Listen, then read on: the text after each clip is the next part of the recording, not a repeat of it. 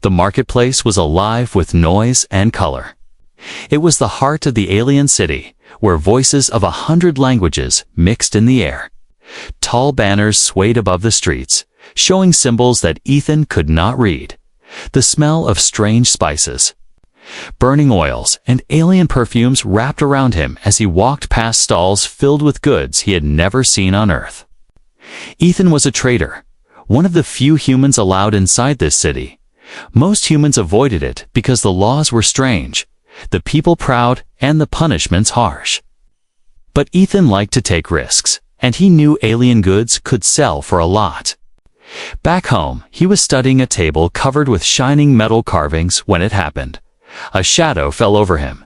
He looked up and saw her tall, elegant, and moving with the kind of confidence that made people step aside without a word. Her skin had a soft silver tone. Her hair was white, like new snow, and her golden eyes seemed to burn right through him. She wore flowing clothes that shimmered when she moved. She did not speak. Instead, she stepped closer. So close that Ethan could smell something sharp and sweet in the air. Before he could react, she reached into a small silver vial at her waist. Her fingers dipped into a glowing liquid, thick and faintly smoking. Then, with slow and deliberate movement, she dragged her fingers across the side of his neck. The liquid left a glowing trail, and the scent exploded in the air like a wave of wild flowers and hot spice. The crowd stopped moving. Ethan could feel every eye on him. Whispers spread quickly in the alien tongue, but the tone was the same: shock, disbelief, and even fear. Some aliens took a step back, others covered their mouths, and a few guards froze in place as if afraid to act. Ethan touched his neck in confusion. "What was that?" he asked, looking at her. She only stared at him for a moment. Her golden eyes locked on his. Then she turned and walked away, her long white hair swaying behind her. He wanted to shout after her, but before he could, someone grabbed his arm. It was another human, Marcus, a fellow trader he knew from the docks. Marcus's face was pale, his voice urgent. "Ethan, do you have any idea what she just did?" Ethan shook his head. Marcus leaned in and whispered, "That's a public claim. She just marked you as hers." Ethan laughed nervously. "What do you mean, hers?" Marcus shook his head sharply. "Not like a pet, Ethan. Worse, no one can touch you now without her permission. No one can trade with you without her knowing. No one can even speak to you about business without risking her anger." Ethan blinked, still not understanding. "So? She just owns me." Marcus's voice dropped even lower. "In her culture, yes, and once it's public, there's no going back." Ethan turned in the direction she had gone, but she was already gone from sight. The crowd was still watching him, not with curiosity anymore, but with a strange mix of respect and fear.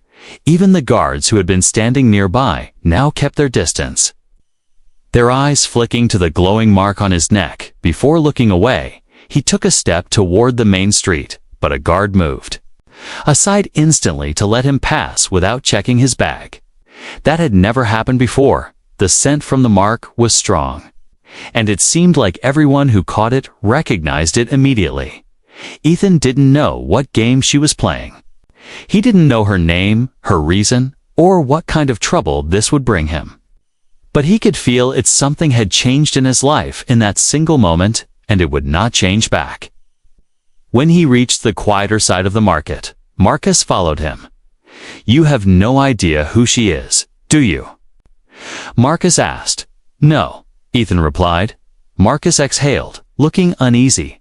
"Her name's Valara. And she's not just anyone. She's the daughter of one of the ruling council members." Ethan frowned. "So, she's royalty."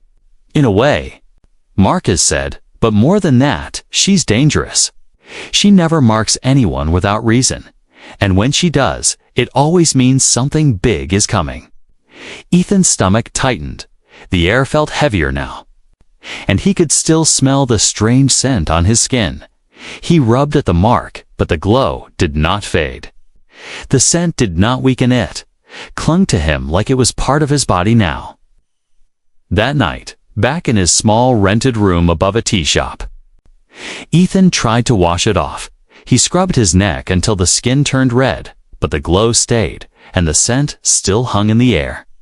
When he lay down on his bed, he could hear the sound of the market below slowly dying away, replaced by the soft hum of the city's nightlife. He was almost asleep when he noticed it on the table beside his bed was a small folded note. Sealed with a drop of silver wax, the seal was shaped like an elegant spiral, most like a coiled serpent, and the paper carried the same scent. As the mark on his neck, Ethan's heart began to beat faster. He opened the note slowly. The alien script inside, written in flowing, perfect lines. He couldn't read it, but he didn't need to. Because at the bottom, in careful English, were 3 chilling words. Asterisk. The next morning, the city felt different to Ethan. It was not the streets or the buildings that had changed, but the way people looked at him. Every alien he passed glanced at the glowing mark on his neck, then quickly turned their eyes away. Some moved aside before he could even step closer. No one bumped into him. No one shouted to get past him. It was as if an invisible wall now surrounded him. He went to the market again, hoping to finish his trading. But when he tried to approach a cloth seller, the merchant froze, staring at the scent mark. The merchant's smile faded, and he quietly closed the stall window, refusing to speak. Ethan frowned, confused and frustrated, when he turned to another vendor. The same thing happened: polite distance, nervous glances, and quick excuses. It was clear they didn't want to risk angering whoever had claimed him. Marcus appeared again, stepping out from a narrow alley. His expression was serious, his voice low. "Ethan, you can't just walk around like nothing happened," he said. "You don't understand how deep this is." Ethan crossed his arms. "Then explain it, because no one here will talk to me." Marcus glanced around to make sure no one was listening. In Valar's culture, a scent claim is more than a sign, it's a binding. She puts you under her protection, but also under her control. Any deal you make, any word you speak to another alien in public, it all belongs to her now. Ethan's jaw tightened. "So, I'm her property." Marcus gave a small, grim nod. "Property, shield, and sometimes weapon," he said. "Depends on what she wants from you." The words sank in slowly. Ethan felt his chest grow heavier.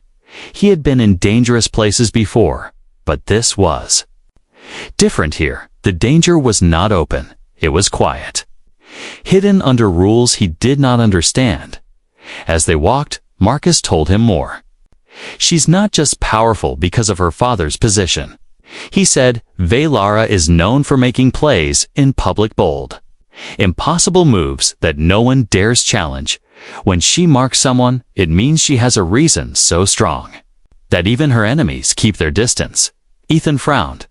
"So what reason could she have for me?" Marcus shook his head. "That's what scares me." "Ethan, no one knows." Later that day, as Ethan walked toward the docks, a sudden hush fell over the crowd. When he turned, he saw her. Valara, moving through the market like the air itself, was parting for her. Every alien around lowered their gaze. She stopped in front of him, her golden eyes scanning him like she was measuring his worth. She leaned in, close enough that the scent from her mark filled his nose. Her voice was calm, but carried an unshakable command. "You belong to me now, human," she said. Then she turned and walked away before he could answer, her guards falling. Into step behind her, Ethan stood frozen. The crowd began to move again, but more slowly. Some gave him curious glances. Others looked at him with something like pity.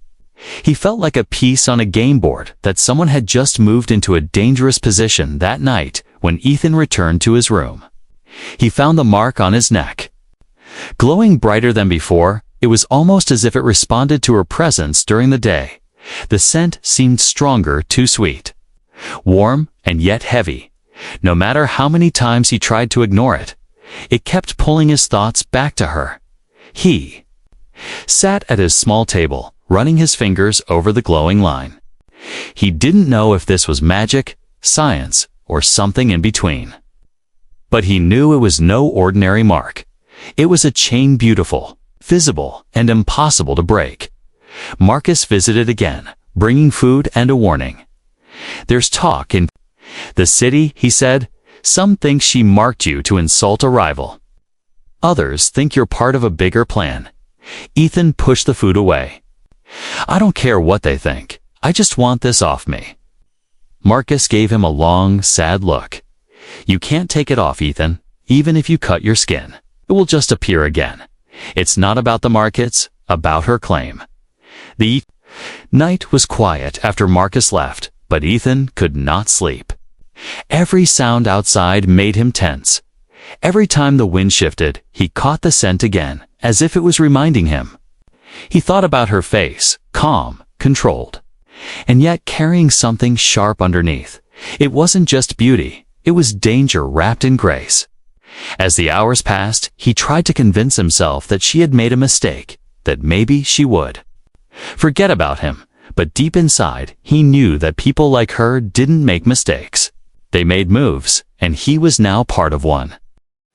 Just before dawn, a faint tapping came from his window. When he looked, there was no one there, only a small folded slip of paper stuck under the frame. It had the same silver wax seal as before. When he opened it, the same elegant alien script filled the page, and in English, written at the bottom, was another short message. "Meet me tomorrow." The scent from the note rose into the air. Ethan's pulse quickened. Whatever game this was, it was only getting deeper, and now he was being pulled right into the center of it. Ethan didn't sleep much after reading the note. The words kept repeating in his head. "Meet me tomorrow." The glowing mark on his neck seemed to burn warmer through the night, almost as if it knew he had been summoned by morning. The air outside was cool, and the streets were still waking up. But the city's whispers were already alive. He could feel them, the way people looked at him. The way their voices dropped when he passed. Some stared openly, curious about the human with the claim mark. Others avoided him completely, afraid to be connected in any way. When Marcus came to check on him, Ethan wasted no time. "Who is she really?" he asked. Marcus leaned against the doorframe, arms crossed. "Her name is Valara," he said. "Daughter of Counselor Melrick, the man who controls the trade routes into 3 star systems." Ethan raised his eyebrows. "So she's rich." Marcus shook his head slowly. "Rich, powerful, and untouchable. She is known for playing political games like a master, and anyone who underestimates her disappears from the game entirely." Ethan sat down, letting the weight of the name sink in. He had heard of Counselor Melrick in passing rumors of a man whose word could make or break entire colonies. If Valara was his daughter, she wasn't just an important person. She was someone whose actions could shift the balance of power. Marcus spoke in a low tone. "There's a reason they call her the Claimant Queen.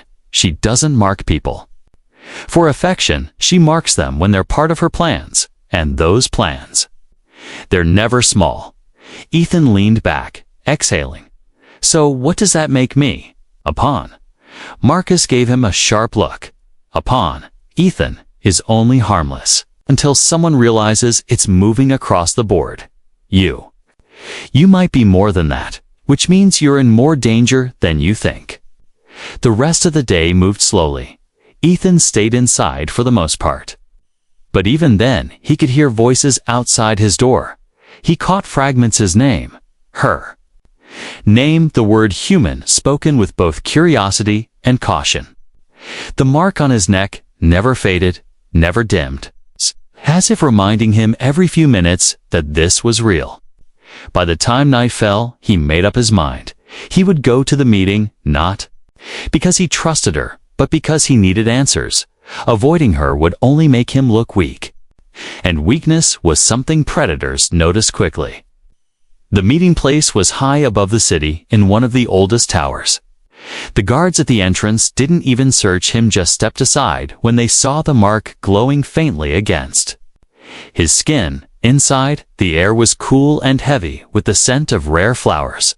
A long hallway stretched ahead, lined with tall windows showing the alien skyline bathed in moonlight. When he reached the end, she was there. Valara sat in a high-backed chair, almost like a throne. Her silver hair caught the soft light, her golden eyes fixed on him as if nothing else in the room existed. The silence stretched until Ethan finally spoke. "Why me?" A faint smile curved her lips. "You're not afraid of me?" she said, her voice low but sharp. Ethan frowned. "You don't know that. I know enough," she replied. "Others avoid my shadow, but you looked at me as if I were simply another person in the market." He took a step closer. "That doesn't explain why you branded me in front of half the city." Her gaze didn't waver. "Because now, no one can touch you without touching me, and no one dares to touch me." Ethan let out a humorless laugh. "So I'm just a shield." Her eyes narrowed slightly. "You are many things. Human, but a shield is not one of them. You are a key." The word hung in the air like a challenge. "A key to what?" he asked. She leaned forward, her scent filling the space between them. "That," she said, "you will discover soon enough." Ethan wanted to push for more, but her tone made it clear the conversation was over. She waved her hand lightly, and two guards appeared from the shadows to escort him out as they led him to the tower's entrance. Ethan caught sight of alien nobles gathered in a nearby room, their eyes following him. He could feel the weight of their stares. It wasn't curiosity anymore. It was calculation. When he stepped outside, the cool air hit him like a splash of water. He knew now that meeting her had painted a target on his back. And yet, some part of him felt pulled toward her. Not just because of the mystery, but because of the way she looked at him, not like a tool, but like someone who mattered. By the time he reached his room, the city was quiet, but on his table was another folded note, this one without a seal. Inside, written in perfect English, were just two words: "Stay close." Ethan sat in the dark, the note in one hand, the mark on his neck still glowing softly. The name Valara was now etched in his mind, and he knew whether he wanted it or not, his life was now tied to hers. The next morning, Ethan woke to the sound of distant bells ringing over the city. The sunlight slipped through the window in pale golden lines, warming the air. But the warmth didn't reach him. The note from last night still sat on the table. The two words "stay close" seeming heavier than they should. He dressed quickly, the glowing scent mark on his neck still impossible to hide.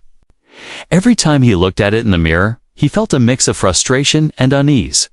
It wasn't just a mark, it was a promise, a warning, and a chain all in one. When he stepped into the streets, the stares were worse than before. The market sellers no longer called to him to buy their goods. Some even stepped back when he passed, but others watched him with sharp, measuring eyes. It was clear the mark had made him more than just a human trader. He was now a piece in someone's game, and everyone knew it. He made his way to the old tower, where the guards didn't bother to ask questions. They simply let him in, their expressions unreadable. The long hallway smelled faintly of the same perfume that clung to Valara's presence. It made the air feel heavier with each step. She was waiting in the same high-backed chair, dressed in deep blue robes that shimmered like water under the moon.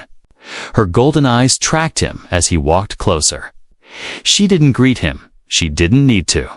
Her silence was the kind that forced the other person to speak first. Ethan stopped a few feet away. "You sent for me." She nodded slowly, her voice calm. "Yes, and you came, which means you're willing to hear what I have to say." "I came because I need answers," he said, "not because I trust you." Her lips curved faintly. as if she found his honesty amusing. "Good," she said.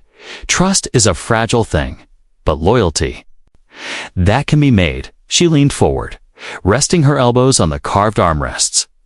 "There are people in this city who want me dead," she said plainly. "Some of them have tried before. Others are waiting for the right moment. But as long as you wear my scent, they will hesitate." Ethan crossed his arms. "So I'm a walking shield for you."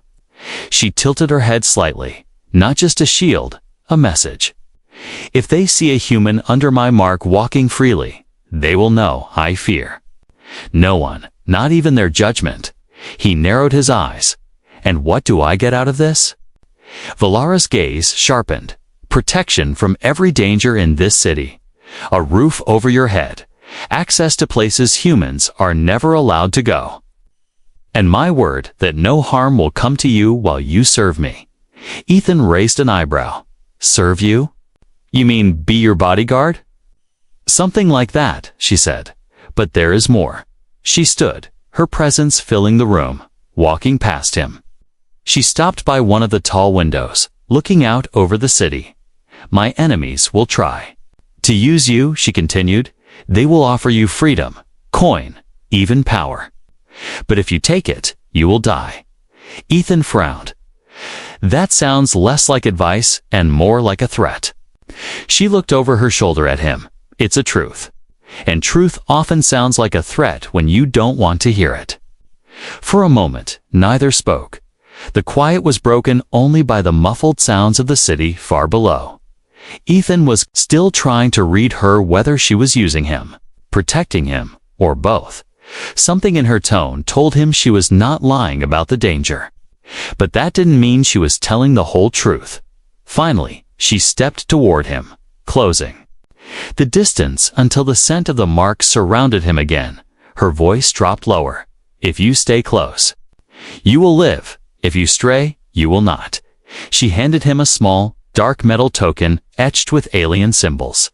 "This will get you into my quarters at any time, day or night. Keep it hidden." Ethan looked at the token in his hand, feeling its weight. He knew accepting it was another step deeper into whatever this was, but refusing it would probably be worse, so he slid it into his pocket. Valara gave a small nod. "Good, now go. I have made arrangements for your lodging to be moved to a safer location." As he turned to leave, she added one more thing, her voice softer. "You will soon understand why I chose you." The words stayed with him long after he left the tower. That evening, Marcus came to see him.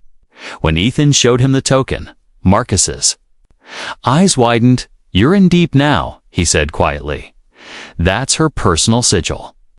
No one outside her inner circle carries one, not even some of her guards." Ethan sighed. "I don't know if that's good or bad." Marcus looked grim. "It's both. It means she's claimed you more openly now. Anyone who was unsure before will know for certain as night fell." Ethan stood at the balcony of his new quarters overlooking the alien city. The mark on his neck glowed softly in the moonlight. The token in his pocket felt heavier than before. Somewhere out there, Valara's enemies were watching, waiting, and he was no longer sure if the scent on his skin was a shield or a target. The days after Ethan received Valara's token were strangely quiet. Too quiet at first. He thought maybe her warning had worked, that her enemies had decided to wait. But the quiet in a city like this was never a good sign. It usually meant someone was planning something. Ethan stayed close to the safer quarters she had given him. They were high above the lower streets, with guards posted at both entrances. Still, he never forgot what Marcus had told him. Protection in this city only lasted as long as it was useful to the one giving it. One evening, as the twin moons rose, Ethan decided to walk through the upper market. The vendors here didn't avoid him the same way as before, but they still kept their conversations short. Some looked at the glowing mark with respect, others with quiet resentment. He could almost feel the rumors around him, whispers chasing him from stall to stall. Then he noticed them, two figures. Moving through the crowd, not stopping to shop, not talking to anyone, they kept a steady distance. Always just close enough to follow, without being obvious. Ethan's instincts told him they weren't casual strangers. He turned down a narrow side street, and sure enough, they followed. When the street emptied, they moved in. One stepped in front of him. The other blocked the way behind. Their eyes were cold. Their clothes marked with faint symbols he didn't recognize. One spoke in the alien tongue. But Ethan didn't understand. When he didn't answer, the other switched to broken English. "You are hers," he said. The words more accusation than question. Ethan kept his tone calm. "That's what the mark means, isn't it?" The alien's mouth curved into something like a smile, but there was no warmth in it. "Then tell her." "The walls are closing in," he said, before Ethan could ask what that meant. The two turned and disappeared into the shadows. The entire meeting lasted less than a minute, but it left his heart pounding. He went back to his quarters and locked the door. The token in his pocket felt heavier than ever. Part of him wanted to run to Velara and tell her, but another part knew that would only make him look like he couldn't handle himself. If she had chosen him for a reason, he needed to prove he could stand on his own. The next day, the market was busier. Ethan tried to move through the crowd like nothing had happened. But he could feel it, more eyes on him than before. Some openly hostile, others watchful. He bought a few supplies and started back when the attack came. It was fast. One moment, the street was normal. The next, it erupted into chaos. A cart overturned, spilling goods into the path, and three masked figures rushed at him from the side. They didn't try to kill him instead. They grabbed at his arms and shoulders, forcing him toward a waiting transport. He fought back, shoving one away and twisting free from another's grip. The scent mark on his neck must have caught the light, because suddenly the crowd gasped. People shouted warnings, and before the attackers could drag him away, a flash of silver cut between them Velara. She moved like a storm, her blade flashing in quick, precise strikes. The attackers fell back, one clutching a wounded arm, another retreating quickly. The third hesitated too long, and she stepped forward, pressing her blade to his throat. "You dare touch what is mine," she said, her voice like ice. The attacker's eyes widened before he pulled back and fled into the crowd. The market slowly returned to movement. Though whispers now carried like fire, Velara turned to Ethan, her golden eyes sharp. "As long as you wear my mark, you will be under my shadow," she said. He took a deep breath, his pulse still racing. "And if I take it off?" Her gaze hardened. "Then you will be under no one's shadow, and in this city. That is the same as digging your own grave." She walked beside him back to his quarters, her guards clearing the way. People stared, not just at her, but at the human walking in step with her, as if they were equals. When they reached the door, she stopped. "This was not a random attack," she said. "They wanted to send a message." Ethan met her gaze. "To you, or to me?" Her lips curved faintly. Both. That night, Ethan sat in the quiet, the events replaying in his mind. The scent of her mark was still strong in the air, mixed now with the faint smell of blood from the fight. He didn't know whether to feel safer because she had stepped in, or more trapped because she had needed to. One thing was certain, the trap around him was closing, just as the attackers had warned, and if he wasn't careful, the next time they came, it wouldn't be to send a message. The attack in the market spread through the city like wildfire. By the next morning, everyone seemed to know that assassins had tried to take the human under Velara's mark. The whispers weren't just in the streets anymore. They had reached the highest levels of the city's power. Ethan noticed the change the moment he stepped outside. It wasn't just fear in the stares. Now was judgment. Some looked at him as if he had no right to walk these streets. Others seemed almost angry, as if his very presence was a challenge to their traditions. Marcus arrived at his quarters before noon, his face tense. "You need to be ready," he said. "Word is the council has called a session. They're going to question Valara's claim on you." Ethan frowned. "Question it? I thought once it was public, it couldn't be challenged." Marcus shook his head. "It can, but it's rare. And it only happens when someone powerful wants a fight. By afternoon." Guards in silver armor arrived at his door. They didn't speak much, only told him to come with them. The ride through the upper city was silent, the streets cleared ahead of them. Ethan could feel the tension in the air, like a storm waiting to break. The council hall was massive, built of pale stone, and high arches that seemed to scrape the sky inside. The air was cool and heavy with the scent of burning incense. Rows of alien lords and ladies sat in curved tiers, their eyes sharp. At the center, a raised platform held the main council table. Valara stood there already, tall and composed, her silver hair catching the light. When Ethan entered, the whispers rose.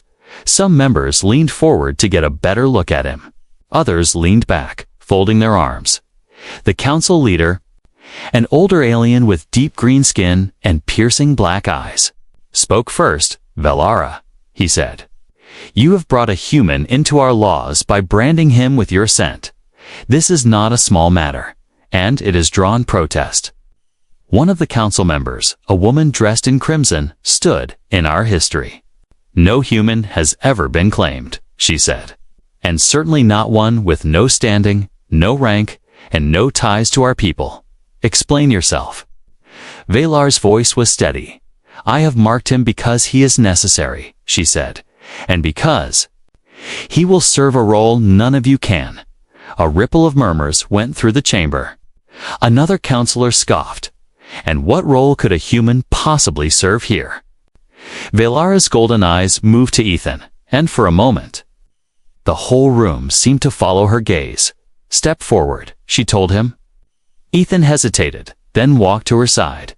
The council leader studied him. "Do you accept her claim, human?" Ethan could feel every stare in the room. He thought about the attack in the market, about the way the city had turned against him, about how dangerous it would be to stand alone here. Slowly, he nodded. "I do," he said, his voice clear enough to carry through the hall. A wave of reaction moved through the council. Some looked shocked, others smiled faintly, as if they had been expecting it. The council leader's eyes narrowed. "Then you understand, accepting her claim binds you to her and our law.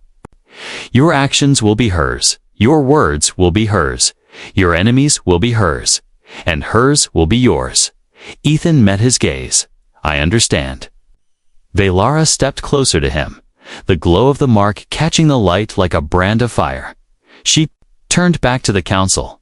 "He is mine, and by our ancient law, my mark cannot be challenged once accepted." The crimson-dressed councilwoman's eyes flashed. "Very well," she said, "but know this. Valarif, your human causes harm. It will be your name that pays the price." Valara gave a calm smile. "Then we are in agreement." The council leader struck the table with a carved staff, signaling the end of the session as the members began to leave. The whispers started again. Some were about Ethan's boldness, others about Valara's gamble. One thing was clear. The room was now divided, and the lines between her allies and enemies had just grown sharper outside the hall. Valara walked beside him in silence until they were out of earshot of the guards. "You spoke well," she said at last. Ethan looked at her. "I spoke the truth, even if I don't fully understand it yet." She glanced at him, her golden eyes unreadable. "You will, soon," as they returned to her tower. Ethan couldn't shake the feeling that something had shifted. It wasn't just about survival anymore. By standing beside her, he had stepped into a larger fight, one he didn't yet see the edges of. And now, there would be no turning back. The council session had ended. But the tension in the city had not. If anything, it had grown heavier. Ethan could feel it in the way people stared at him as he walked beside Valara, some with open curiosity, some with quiet hatred, and others with the kind of watchfulness that came from waiting for someone to make a mistake. Valara's steps were calm and measured, but Ethan could sense the change in her. She was no longer testing him, she was protecting him openly. Every guard they passed saluted her, and every servant stepped aside. It was as if the mark on his neck now carried the weight of her name more than ever before. When they returned to her tower, she didn't lead him to the grand hall as before. Instead, she brought him to a smaller, private chamber high above the city. The room was quiet, the air filled with the faint perfume of the flowers she kept near the window. From here, the city lights stretched out like a sea of stars. She stood by the balcony, her golden eyes watching the streets far below.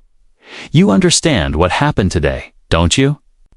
she asked. Ethan leaned against the wall. "I understand that I just made a lot of powerful enemies." Her lips curved faintly. "Yes, but you also made allies." Whether you realize it or not, he stepped closer. "Why me, Valar? You could have chosen anyone, someone with influence, someone from your own people." She turned to face him fully. "Because you are not bound by their rules, because you look at them and see people, not power, not titles, and because you are unpredictable. That is dangerous to them." Ethan let her words sink in. It wasn't the kind of answer he had expected, but it felt real. Still, there was something else behind her eyes, something she wasn't saying. Before he could ask, a sudden knock sounded. At the door, one of her guards entered quickly, speaking in the alien tongue. Valara's expression hardened, and she nodded before turning back to Ethan. "They're moving sooner than I thought," she said. "One of my rivals has sent assassins into the city tonight. Their goal is to take you." Ethan's stomach tightened. "Then we leave," she shook her head. "No. If we run, they will see it as weakness. And weakness invites more attacks." She stepped closer, her scent wrapping around him like a shield. "You will stay with me tonight. And you will walk out beside me tomorrow, untouched. They need to see that my mark is more than a symbol, it is a promise." The rest of the night passed in tense silence. Valara's guards doubled their watch, the sound of their footsteps echoing through the halls. Ethan stayed in the private chamber, his eyes drawn again and again to the token she had given him. It felt heavier now, as if it carried more than just the right to enter her quarters and her expectations. At dawn, the city was quiet, too quiet. When they stepped out of the tower, the streets were mostly empty. But Ethan could feel unseen eyes watching from the shadows. Valara walked beside him, her posture straight, her gaze unshaken. Every step they took was a message she had not been scared into hiding. And neither had he. Halfway through the marketplace, it happened. 3 masked figures stepped from the crowd, weapons in hand. The tension in the air snapped. Before Ethan could react, Valara moved, her blade flashing in the morning light. The first attacker fell back, clutching a wound. The second was disarmed in a single motion. The third hesitated, but Ethan stepped forward before he could strike, driving his shoulder into the attacker and knocking him to the ground. The crowd gasped, the masked figures fled, melting back into the alleys. Valara looked at him, her golden eyes holding something new. Approval. "You could have stayed behind." "Me," she said. He shook his head. "If I'm under your mark, I'm not going to be just a shadow. I'll fight beside you." She smiled, then not the cold, controlled smile she gave the council, but something warmer in that moment. Ethan understood that their bond was no longer just about protection or politics. It had become something stronger, something unspoken. When they returned to the tower, she called for her council aides. In front of them, she took Ethan's hand and raised it. "This human," she said clearly, is mine by claim and by choice. Any who touch him, touch me.